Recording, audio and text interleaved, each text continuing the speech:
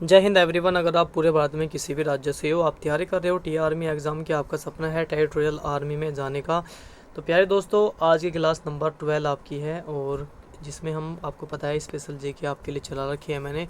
कुछ जो है डिस्टरबेंस हो गया था, इस वजह से आपकी क्लास नहीं आ रही थी 2-3 दिन से, ज़्यादा नहीं दिन है, 3 दिन से आपकी क्लास नहीं आ रही थी। बट आपकी क्लास फिर से स्टार्ट हो रही है, तो सारे भाई जुड़ जाएंगे और क्लास अपनी जो है अच्छे से अपनी बेहतरीन तरीके से, जो भी मैंने बोला था कि क्लास आपकी 1-2 दिन तक डिले हो सकती है, बट आप अपनी तैयारी कंटिन्यू करके रखेंगे। पीछे का जो भी सिलेबस मैंने आपको कंप्लीट कराया है उसकी आप जो है रेगुलर अपनी तैयारी करते रहेंगे, ठीक है।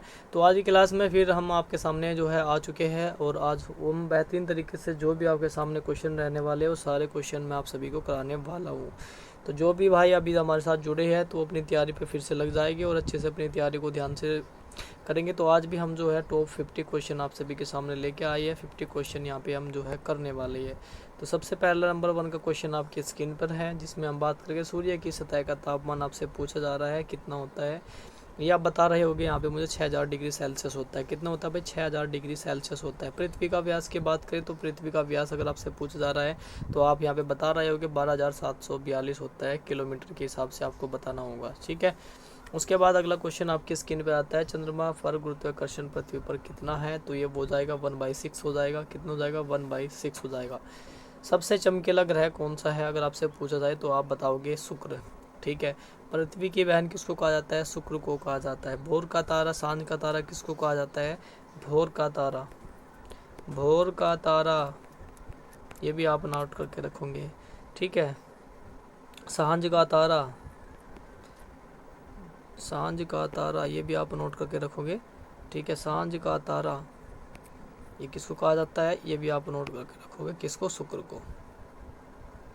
चलिए उसके बाद अगला क्वेश्चन आपकी स्क्रीन पे आ चुका है, जिसमें हम बात करेंगे सौर ऊर्जा किस प्रकार की ऊर्जा है। अगर हम सौर ऊर्जा की बात करें तो ये कैसी हो जाएगी? नवीकरणीय ऊर्जा है भाई। कैसी है? नवीकरणीय ऊर्जा है, तो आपको नोट करके रखना है। उसके बाद अगला क्वेश्चन आपकी स्क्रीन पे आ चुका है, जिसमें हम बात करेंगे वायुमंडल में सबसे अधिक मात्रा में कौन सी गैस जो है वो पाई जाती है। नाइट्रोजन जो है वायुमंडल में बात करें हम 78% पाई जाती है, आपको पता भी होना चाहिए। अगर यहाँ पे ऑक्सीजन की बात करें तो ऑक्सीजन कितने परसेंट पाई जाती है? तो यहाँ पे 21% आप ऑक्सीजन बता रहे होगे। अगर आपसे पूछा जाए यहाँ पे कार्बन डाइऑक्साइड कितनी पाई जाती है, तो ये आप मुझे कमेंट करके बताओगे कि कार्बन डाइऑक्साइड कितनी पाई जाती है। मैं आपको पहले क्लास में करा चुका हूँ बहुत अच्छे से। उसके बाद अगला क्वेश्चन है, जिसमें हम बात करेंगे ओजोन परत का कार्य क्या होता है। ओजोन परत क्या काम करती है भाई? ओजोन परत जो होती है यूवी किरणें होती है, जो परा बैंगनी किरणें उनको बोलते हैं अल्ट्रावायलेट। ये इंग्लिश में लिखा है अल्ट्रावायलेट, इसकी फुल फॉर्म होती है यूवी किरणों की। अल्ट्रावायलेट जो किरणें होती है उनसे हमारी जो है रक्षा करती है ओजोन परत, ठीक है। ताकि हमारे जो है क्षति वगैरह ना हो, हमें कोई हानि ना पहुँचे, इसलिए हमारी जो है वो रक्षा करती है।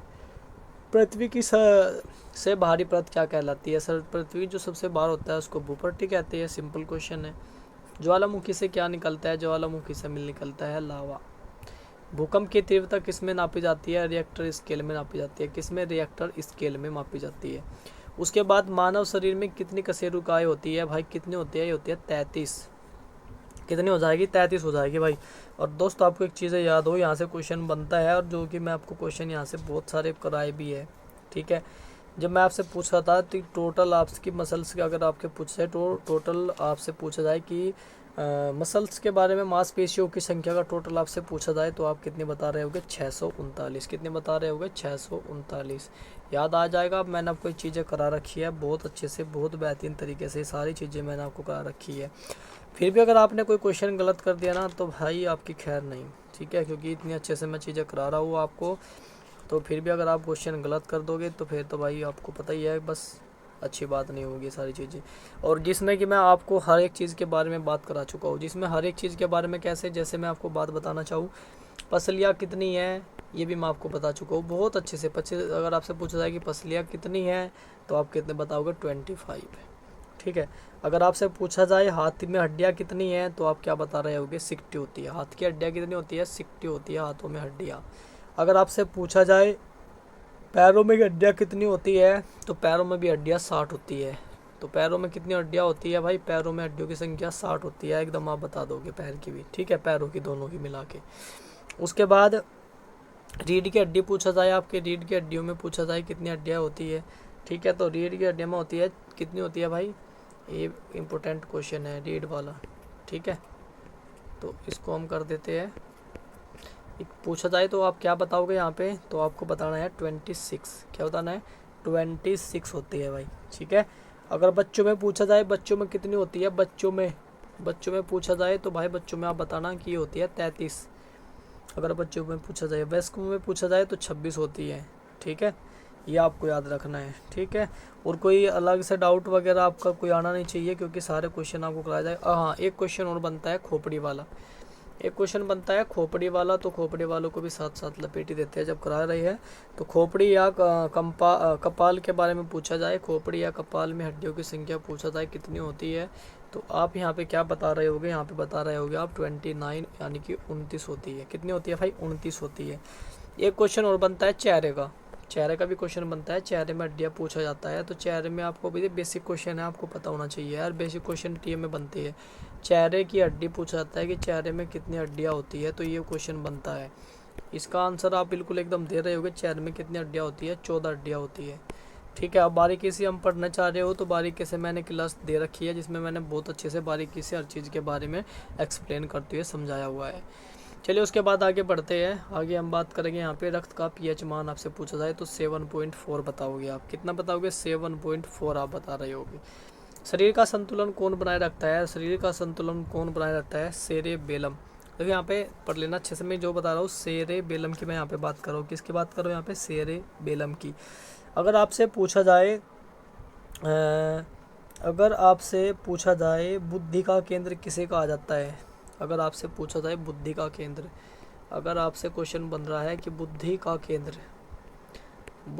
केंद्र अगर आपसे पूछा जाए तो आप क्या बताओगे यहाँ पे? इसको बोलते हैं सेरेब्रम। ये होता है सेरेब्रम, ये है सेरेबेलम, ये है सेरेब्रम, ठीक है। ये होता है बुद्धि का केंद्र, ठीक है। और जिसकी हम बात कर रहे हैं और जो मैं आपको बता रहा हूँ, दोनों में थोड़ा सा डिफरेंस है, ठीक है। सेरेबेलम को कहते हैं छोटा दिमाग। मैं आपको समझाना चाहूँ तो सेरेबेलम जो होता है ना, ये सेरेबेलम जो है इसको बोला जाता है छोटा दिमाग। समझना भाई ध्यान से, इसको क्या बोलते हैं? छोटा दिमाग।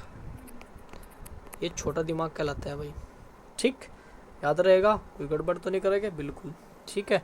और ये क्या करता है? शरीर का संतुलन बनाता है, बोलने में सहायक होता है, और ये प्रभावित हो जाता है अल्कोहल से। अगर आप अल्कोहल का सेवन ज़्यादा करते हो तो उससे क्या होता है? प्रभावित हो जाता है। चलिए उसके बाद अगला क्वेश्चन आपकी स्क्रीन पर, जिसमें हम बात करेंगे नेत्र की पुतली किसे नियंत्रित करती है? प्रकाश की मात्रा को नियंत्रित करती है। त्वचा का मुख्य कार्य क्या है? सुरक्षा करना, ठीक है। तो क्या करता है? हमारी स्किन जो है हमारी, ये हमारी रक्षा करती है, ठीक है। बाहर से जो चोट वोट लग जाती है सब यही करती है।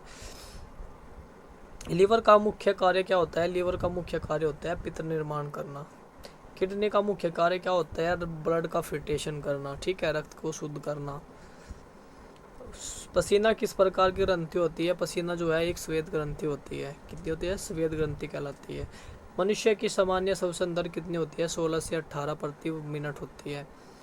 मानव शरीर की सबसे मजबूत हड्डी कौन सी होती है? फीमर, जो कि कातियों जांग के अंदर होती है आपकी, ठीक है, और सबसे बड़ी मजबूत हड्डी होती है ये। एक्सप्लेन की बात करें तो भाई चीज़ें मैं वो एक्सप्लेन करूँगा जहाँ मुझे लगेगा कि वो चीज़ें नहीं है और आप उसको नहीं जानते हो, तो मैं बिल्कुल आपको एक्सप्लेन करने के लिए रेडी हूँ। बट जहाँ मुझे लगेगा कि ये चीज़ एक्सप्लेन नहीं करनी चाहिए, क्योंकि मैं बहुत सारी क्लास आपसे ले चुका हूँ, जिसमें बात करें हम 11 क्लास आपसे ले चुका हूँ, और 11 क्लास में मैं बहुत सारी चीज़ें, बहुत सारे क्वेश्चन, इंपॉर्टेंट से इंपॉर्टेंट सारी चीज़ें मैं आपको एक्सप्लेन करा चुका हूँ। तो बार बार रिपीट नहीं कराऊँगा, क्योंकि क्लास में चाह रहा हूँ कि थोड़ी सी छोटी की जाए, 15 से 17 मिनट के अंदर आपको सारी जानकारी दी जाए। तो अगला क्वेश्चन है जिसमें ऊर्जा की इकाई के बारे में हम पूछा जाए तो आपको बताना है क्या होता है? जूल होती है। शक्ति की इकाई अगर आपसे पूछा जाए तो आप एकदम वाट बता दोगे। क्या होता है? वाट होता है, ठीक है। अगर आपसे पूछा जाए शक्ति का फॉर्मूला क्या होता है, अगर आपको निकालनी है तो P बराबर W/T होता है। आपको पता है क्या होता है, ठीक है।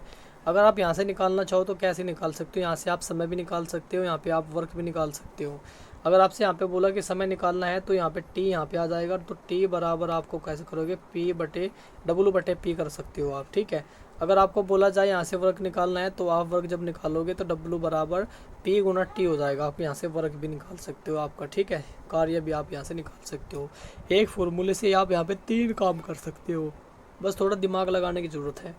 उसके बाद अगला क्वेश्चन है जिसमें हम बात करें दाब की इकाई के बारे में आपसे पूछा जा रहा है। इकाई वगैरह मैं आपको पहले से सारी चीज़ें करा चुका हूँ। तो दाब की इकाई होती है पास्कल। आवर्ती की इकाई क्या होती है? हर्ट्ज होती है। क्या होती है? हर्ट्ज। तरंग दैर्ध्य किसका गुण होता है भाई? तरंग दैर्ध्य गुण होता है तरंग का। किसको होता है भाई? तरंग को होता है, नोट कर लेना। अगला क्वेश्चन है ध्वनि किस माध्यम में नहीं चलती? भाई ध्वनि जो होती है वो निर्वात में नहीं चलती है। किस में चलती है? वो निर्वात में बिल्कुल भी नहीं चलेगी। उसके बाद अगला क्वेश्चन है जिसमें हम बात करें प्रकाश का अपवर्तन किससे होता है? भाई ये होता है, किससे होता है? माध्यम परावर्तन से होता है, माध्यम परिवर्तन से होता है। उसके बाद अगला क्वेश्चन है जिसमें हम बात करें दर्पण में प्रतिबिंब का नियम क्या है? दर्पण में जो है प्रतिबिंब का नियम क्या होता है? कोण आई बराबर होता है कोण आर के, जिसमें आपतन कोण परावर्तन कोण के बराबर होता है। आपने पढ़ा होगा कोण आई बराबर कोण आर के होता है इसमें, ठीक है। यानी कि क्या होता है इसमें? आपतन जो कोण है, ये आपतन जो कोण है ये बराबर होगा किसके? परावर्तन के। किसके? परावर्तन कोण के बराबर होता है। उसके बाद अगला क्वेश्चन है विद्युत धारा किस दिशा में बहती है? विद्युत धारा किस दिशा में बहती है? ये उच्च से, ये उच्च से जो है ये निम्न की ओर बहती है। ये आपको समझना है, ठीक है। मैं आपको समझाऊँ चाहूँ तो ये उच्च से, ये जो है ये उच्च से बहेगी और निम्न की ओर बहती है ऐसे, ठीक है। उच्च से निम्न की ओर बहती है, ये आपको याद रखना है। अगला क्वेश्चन है आपकी स्क्रीन पर जिसमें हम बात करें जनरेटर का जिक्र किया गया है। तो जनरेटर किस सिद्धांत पर कार्य करता है? जनरेटर किस सिद्धांत पर कार्य करता है आपसे पूछा जाए, उसका सिद्धांत बताना है कि वो सिद्धांत कौन सा है। तो ये सिद्धांत जो है वो विद्युत चुंबकीय प्रेरण सिद्धांत है, जो कि जनरेटर जो है वो काम करता है, इस सिद्धांत पर काम करता है। तभी तो बिजली बनती है, तभी तो आप जो है यूज कर सकते हो अपने जो आसपास, आप फैन वगैरह यूज कर सकते हो, घर का कुछ भी आपका काम है आप ये सिर्फ चला सकते हो भाई से। इसका काम ही बिजली बनाने का होता है। ऑक्सीकरण क्या है? ऑक्सीकरण में क्या होता है? ऑक्सीजन का जुड़ना होता है। अपचयन में क्या होता है? अपचयन में ऑक्सीजन का हटना होता है, मतलब ऑक्सीजन जो है वो दूर हो जाती है। अम्ल का पीएच मान अगर आपसे पूछा जाए तो आप बताओगे कितना होता है? 7 से कम होता है, ठीक है। 7 पे क्या होता है? 7 पे होता है उदासीन। अगर 7 से ज़्यादा हो जाएगा तो क्या हो जाएगा? 7 से अधिक हो जाएगा तो उसको बोलेंगे अक्षार, और 7 से कम हो गया तो उसको बोलेंगे अम्ल। ये आपको याद रखना है। अम्ल स्वाद में कैसे होते हैं? खट्टे होते हैं। अक्षार स्वाद में कैसे होते हैं? कड़वे होते हैं। अम्ल जो है नीले लिटमस को लाल कर देते हैं। जो अम्ल होते हैं ना, नीले को जो है नीले लिटमस को कर देते हैं लाल। उसी का अपोजिट यहाँ पे अक्षार क्या होता है? अक्षार जो है लाल लिटमस को जो है ये नीला कर देगा, अपोजिट होता है एक दूसरे के। ये आपको याद रख लेना है, बस सिंपल से क्वेश्चन है, ज़्यादा हार्ड क्वेश्चन नहीं पूछा था टीम में। आपको पहले ही बता था कि ज़्यादा हार्ड क्वेश्चन नहीं पूछा जाएगा आपसे। उसके बाद फिर अगला क्वेश्चन है लवण किसकी अभिक्रिया से बनता है? लवण बनता है अम्ल और अक्षार की अभिक्रिया से। स्टील जो है किसका मिश्र धातु है? स्टील जो है लोहा और कार्बन का मिश्र धातु है। पीतल किसका मिश्र धातु है? तो पीतल हो जाएगा तांबा और जस्ते का मिश्र धातु। किसको हो जाएगा? तांबा और जस्ते का मिश्र धातु हो जाएगा। कांसा किसका मिश्र धातु है? कॉपर और टिन का। Copper Cu+Sn। ये भी आप रखना, इंग्लिश में भी आपको याद होना चाहिए, इंग्लिश में भी आपको याद होना चाहिए। मैं आपको लिखवा देता हूँ कॉपर, यहाँ पे तांबा आ गया तो Zn, यहाँ पे Cu लिखा देता हूँ Cu+Zn। कभी आप गलती कर दो, यहाँ पे Fe हो जाएगा और +C आ जाएगा ये, ठीक है। यहाँ पे भी गलती हो जाएगी, वरना आप कभी आप हिंदी में पढ़ लो, इंग्लिश में आप गलत कर दो, इसलिए याद होना चाहिए आपको हिंदी इंग्लिश दोनों में। उसके बाद फिर अगला क्वेश्चन है यहाँ पे जो हम बात करने वाले हैं, जंग लगना किसका उदाहरण है? तो जंग लगना किसका उदाहरण हो जाएगा? ये ऑक्सीकरण का उदाहरण हो जाएगा। किसका? ऑक्सीकरण का है, ठीक है। जैसे आपने देखा ना कि पटरियों पे जंग लग जाता है, वो ऑक्सीकरण हो जाती है, ठीक है। और जंग लगने पर मतलब अगर मान लो जंग लग गया तो कोई, जैसे मान लो कोई लोहे का टुकड़ा है उस पर जंग लग गया तो उसका क्या वजन बढ़ेगा या घटेगा? ये आप मुझे कमेंट करके बताओगे। तो उसका वजन घटेगा या उसका वजन बढ़ेगा? ये आप मुझे कमेंट करके ज़रूर बताइए। चलिए उसके बाद अगला क्वेश्चन आपकी स्क्रीन पे है, प्लास्टिक किस प्रकार का पदार्थ है? तो प्लास्टिक हो जाएगा कृत्रिम बहुलक। कृत्रिम बहुलक। प्रकाश संश्लेषण में कौन सी गैस निकलती है? प्रकाश संश्लेषण में क्या होता है? ऑक्सीजन गैस निकलती है और कार्बन डाइऑक्साइड को जो है वो ग्रहण किया जाता है। पौधों में जो है भोजन किस रूप में संचरित होता है, संग्रहित होता है, यानी एक्सेप्ट होता है? वो होता है स्टार्च के रूप में। किसके रूप में? स्टार्च के रूप में जो है पेड़ पौधे अपना जो है भोजन का संग्रहण करते हैं। बीज अंकुरण के लिए क्या आवश्यक है? ये तीनों चीज़ें आवश्यक है, जल, वायु और ताप। परागण किससे संबंधित हो जाएगा? यहाँ पे परागण हो जाएगा प्रजनन से संबंधित हो जाएगा। उसके बाद अगला क्वेश्चन है जिसमें हम बात करेंगे, बहुत अच्छे हमने क्वेश्चन यहाँ पे डिस्कस कर रहे हैं। तो उसके बाद अगला क्वेश्चन है जिसमें हम बात करेंगे, मनुष्य के शरीर में कुल हड्डियों की बात की तो 206 होती है टोटल। मानव मस्तिष्क का सबसे बड़ा भाग कौन सा होता है सेरेब्रम। अभी बताया मैंने कि मस्तिष्क का सबसे बड़ा भाग जो हो जाएगा वो सेरेब्रम। छोटा मस्तिष्क या छोटा दिमाग किसको कहा जाता है, वो सेरेबेलम को कहा जाता है, जो मैंने अभी आपको ऊपर बताया। रक्तचाप का सामान्य मान कितना होता है, ये होता है 120/80 mmHg। पूरा याद कर लेना, mmHg होता है। अगर इंसुलिन की कमी हो जाए तो क्या हो जाएगा, आपको मधुमेह रोग हो जाएगा।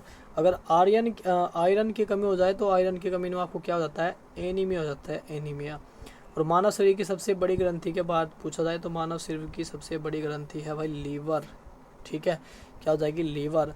और आज हमने किए टॉप यहाँ पे 50 क्वेश्चन डिस्कस, और वो भी बहुत ही कम समय में। मात्र यहाँ पे हमने 16 मिनट के अंदर सारे क्वेश्चन जो इंपॉर्टेंट थे वो डिस्कस किए। तो दोस्त कैसी लगी आज की क्लास। अब क्लास डेली कंटिन्यू आपके लिए आएगी, और मिलते हैं फिर नेक्स्ट वीडियो में। तब तक के लिए जय हिंद, जय भारत।